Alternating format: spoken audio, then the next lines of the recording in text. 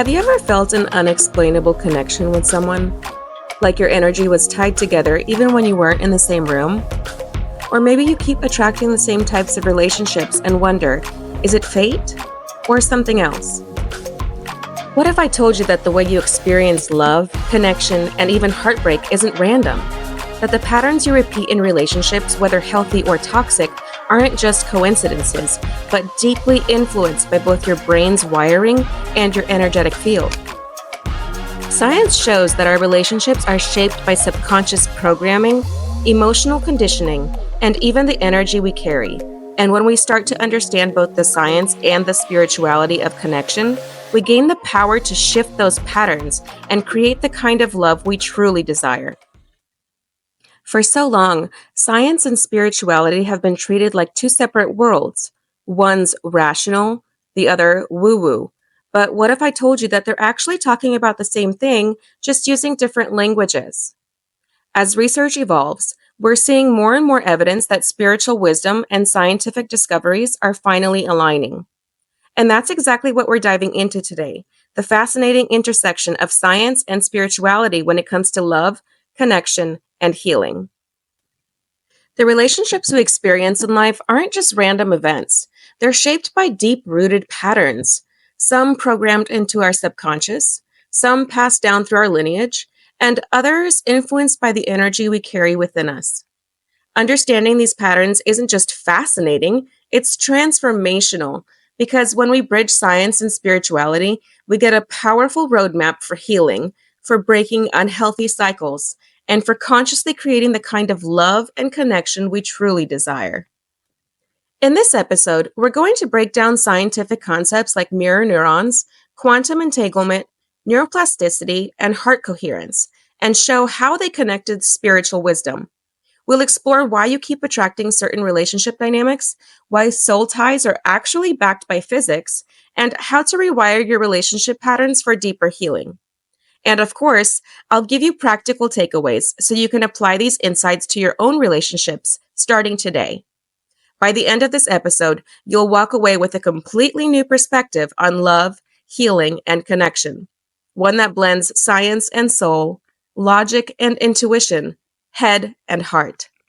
So, if you've ever felt like there's something deeper at play in your relationships, something beyond just chance, this episode is for you. Let's get into it. So, let's start with something that completely changes the way we think about relationships: your nervous system. A lot of people think relationships are all about feelings, but science tells us that they're actually deeply wired into our biology. The way we attach to people, how we react in relationships, even the patterns we keep repeating, so much of it comes from what's happening inside our brain and body.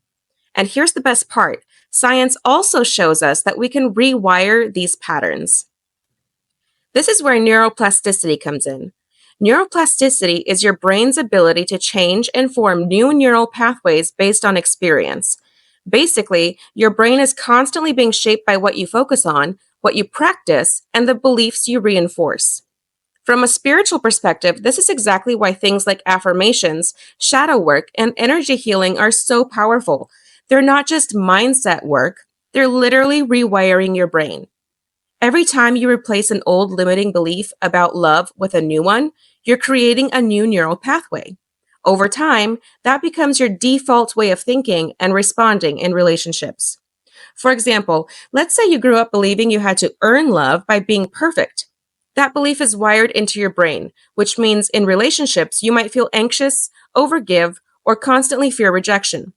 But if you start consciously shifting that belief, if you start practicing self-compassion, setting boundaries, and reminding yourself that you're worthy just as you are, you're literally reprogramming your brain for healthier relationships. Here's something to try. Start paying attention to the thoughts you repeat about love. Are they empowering or limiting? If you believe love is unsafe, unavailable, or hard, your brain reinforces that pattern. But when you shift those beliefs through affirmations, somatic work, or even therapy, you're literally changing the way your brain experiences relationships. Now, neuroplasticity is huge, but let's talk about something even deeper: attachment theory. Attachment theory explains how the way we were nurtured, or not nurtured, as children shapes the way we connect as adults. If you've ever wondered why you're drawn to a certain type of partner or why you react a certain way in relationships, your attachment style holds a lot of the answers. From a scientific perspective, attachment is all about survival. As babies, we're wired to attach to caregivers because our survival depends on it. If we received love, safety, and consistency, we likely developed a secure attachment style. But if we experienced neglect, inconsistency, or emotional unavailability, we may have developed an anxious, avoidant, or even disorganized attachment style, which is a combination of the two. Spiritually, we often talk about this as inner child wounds. These wounds show up in our adult relationships as fears of abandonment, difficulty trusting others, or pushing people away before they can hurt us. The good news? Just like neuroplasticity shows us we can rewire our brain, attachment theory shows us we can heal our relationship patterns. Something to notice in your own life. The next time you feel triggered in a relationship, before you react, pause and take 3 deep breaths. This simple act helps regulate your nervous system by signaling to your body that you are safe in the present moment. It doesn't fix the wound, but it creates the space for you to respond from clarity instead of old survival patterns. Healing your attachment wounds isn't about fixing yourself. It's about learning how to feel safe enough in your body so that deeper healing can actually happen. This is where nervous system regulation comes in. Practices like deep breathing, EFT tapping, or grounding exercises help regulate your nervous system and bring you back into the present moment. They teach your body that it is safe to be here in this moment so that when you begin the deeper work of healing, your system is actually able to integrate it. When your nervous system is dysregulated, it holds on to stored fear, tension, and old patterns. But when you create safety within, your body can process and release what's no longer serving you. Over time, as you build that sense of internal safety, your emotional responses begin to shift. Instead of reacting from old wounds, you start responding from a place of security and self-trust. And this brings me to one of the wildest discoveries in science, epigenetics. Epigenetics shows that trauma doesn't just affect us emotionally, it actually gets passed down through our DNA. Studies have found that the effects of trauma can last for generations. Think about that for a second. The fears, anxieties, and relationship patterns you're dealing with today might not even be yours. They could be inherited from your ancestors. This is something spiritual traditions have been saying for centuries. Many healing practices focus on breaking generational patterns, clearing ancestral karma, and releasing inherited wounds. Science is now proving what spirituality has always known. We carry the experiences of those who came before us, but we also have the power to change them. A journaling prompt to explore this. If you keep seeing the same toxic dynamics play out in your love life, ask yourself, is this actually mine? Our patterns are often passed down, but the good news is you get to break the cycle. Start by writing down one belief about love that you want to release and one new belief you want to replace it with. So, if you've ever felt like you're stuck in the same cycles your parents or grandparents went through, know this: you are the cycle breaker. You have the power to heal what was passed down to you. Through conscious awareness, inner work, and nervous system regulation, you're not just healing yourself, you're healing future generations. This is why bridging science and spirituality is so powerful. They're not opposing forces, they're two sides of the same truth. Science gives us the how, and spirituality gives us the why. And when we bring both together, that's where true transformation happens. Okay, so we've talked about how our nervous system and subconscious shape our relationships, but what about the energy of connection? Because let's be real, love isn't just logical, it's felt. You've probably had moments where you just knew something about someone before they even said a word. Or maybe you've walked into a room and instantly felt the energy shift, whether it was warm and inviting or heavy and tense. Science actually explains this. And one of the biggest factors is mirror neurons. Mirror neurons are brain cells that fire both when we perform an action and when we observe someone else doing it. Essentially, They allow us to feel what others feel. This is why emotions are contagious. If you're around someone who's joyful, your brain lights up in a way that makes you feel joy too. If someone is anxious or tense, your body starts mirroring that stress response. Spiritually, this is exactly what we mean when we say energy is contagious. It's why being around high vibe, self aware people makes us feel expansive, while toxic, unhealed energy drains us. We're literally absorbing and mirroring the energy around us. Here's something to try. Start noticing whose energy you absorb the most. Does it uplift you or drain you? Do you leave certain interactions feeling anxious or exhausted? That's your body's way of telling you what's affecting your emotional state. And this is where it gets even crazier. Have you ever had an experience where you felt like you were connected to someone even when they weren't physically there? Maybe you thought about them and they texted you a few seconds later.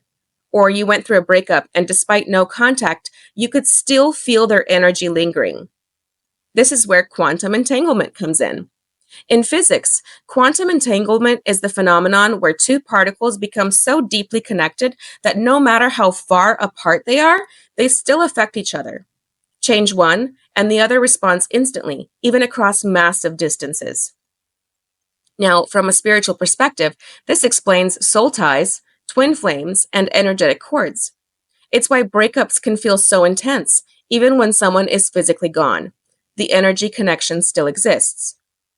If you've been struggling to let go of someone, here's something to try. Do an energetic cord cutting practice. Visualize yourself gently releasing their energy with love. Journal about what you're releasing, or even just say out loud, I lovingly release this connection and call my energy back to me. This is why energy healing practices like cord cutting, visualization, and intention setting are so important. They're not just spiritual rituals, they actually shift the energetic and emotional patterns that keep us tied to past relationships. So, if you've ever felt emotionally or energetically entangled with someone long after they've left your life, know that there's science behind it. And just like you can rewire your brain, you can shift your energetic attachments too. Now let's talk about heart coherence. Most people think of the heart as just an organ, but the Heart Math Institute has discovered that the heart has its own electromagnetic field that is thousands of times stronger than the brain's. This means our heart is not just pumping blood, it's broadcasting energy. And what's wild is that studies show when we're in a state of love, gratitude, or deep connection, our heart waves literally synchronize with those around us. In other words, we can actually harmonize with other people's energy fields. This explains why being in the presence of certain people makes you feel calm and safe, while others feel chaotic or unsettling. It also explains why practices like breath work, meditation, and nervous system regulation can shift not just our own emotional state, but the energy of our relationships. Here's a simple practice. Before having an important conversation with a partner, friend, or family member, place your hand over your heart and take 3 slow, deep breaths. This simple practice brings your nervous system into a state of coherence, making it easier to communicate from love instead of fear. So think about this. If your heart and energy field are constantly communicating with others, imagine how powerful it is to become intentional about your frequency, to ground yourself in love, safety, and balance so that the relationships you attract mirror that back to you. Here's a challenge for you. For the next 24 hours, be mindful of the energy you bring into a space. Before entering a conversation, ask yourself, am I bringing calm, love, and openness? Or am I carrying stress, frustration, or fear? Your awareness alone has the power to shift interactions. This is why emotional healing is energetic healing. It's all connected. When we heal, regulate, and align with love, our relationships transform, not because we're manifesting in some abstract way, but because our energy is literally signaling and attracting different experiences. So, we've talked about how our nervous system and energy influence relationships, but what about the way we create and shape reality itself? Let's get into how our awareness, focus, and frequency determine the relationships we experience. We've all heard the phrase, what you focus on expands. But did you know that this isn't just some manifestation mantra? It's actually backed by quantum physics. One of the most fascinating discoveries in quantum mechanics is something called the observer effect. Scientists found that when they observed subatomic particles, the mere act of watching them changed the way they behaved. Let that sink in. Reality itself shifts based on observation, meaning that conscious awareness influences outcomes. Spiritually, this is exactly what we mean when we talk about manifestation, setting intentions, and shifting energy. The thoughts you focus on, the emotions you feed, the patterns you replay, all of these shape your experience of love and relationships, and really everything. Here's something to try. Start a green flag list. Write down qualities and experiences that feel aligned and healthy in love. This helps retrain your brain to focus on what's possible instead of repeating old fears. Let's put this into perspective. Have you ever noticed that when you expect rejection, you find reasons to see it everywhere? Or when you assume someone will disappoint you, you unconsciously look for proof to confirm it? That's the observer effect in action. Now, the good news is this works both ways. When you consciously shift your focus, when you start expecting healthy love, deep connection, and emotional safety, your reality starts to align with that expectation. This is where resonance comes in. Resonance is a principle in physics that states that frequencies that match amplify each other. In other words, you attract what you're in vibrational alignment with.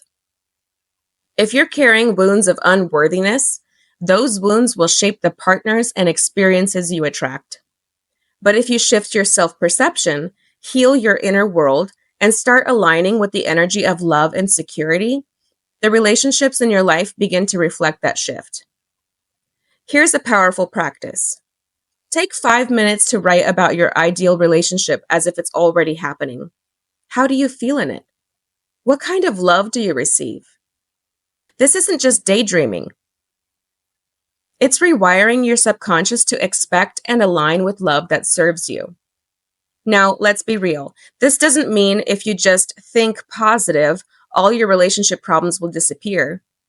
Healing, self-awareness, and conscious effort are key, but the energy and beliefs you hold shape your perception and experiences. A challenge for you. Take a look at your past or current relationships. Are they reflecting your highest self, or are they reinforcing old wounds? If it's the latter, what needs to shift? This is why healing work is so powerful. It's not just about thinking positive. It's about rewiring your brain, recalibrating your nervous system, and shifting your energetic frequency so that the love you experience externally matches the love you cultivate internally. So if you're someone who has been feeling stuck in the same relationship cycles, ask yourself, what am I unconsciously expecting? What energy am I putting out? What beliefs am I reinforcing? Because manifestation isn't about forcing something to happen. It's about becoming the version of yourself who naturally aligns with what you desire. Here's a final takeaway. If you desire a partner who is emotionally available, supportive, and kind, ask yourself, am I showing up that way for myself? Because like attracts like. And this is the ultimate bridge between science and spirituality. Science tells us that our focus influences reality. Spirituality tells us that our energy attracts what we align with. When we integrate both, we realize that our relationships aren't just happening to us, they're responding to us.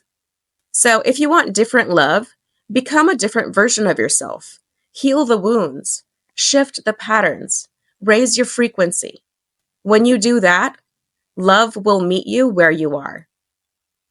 Okay, let's take a moment to bring this all together.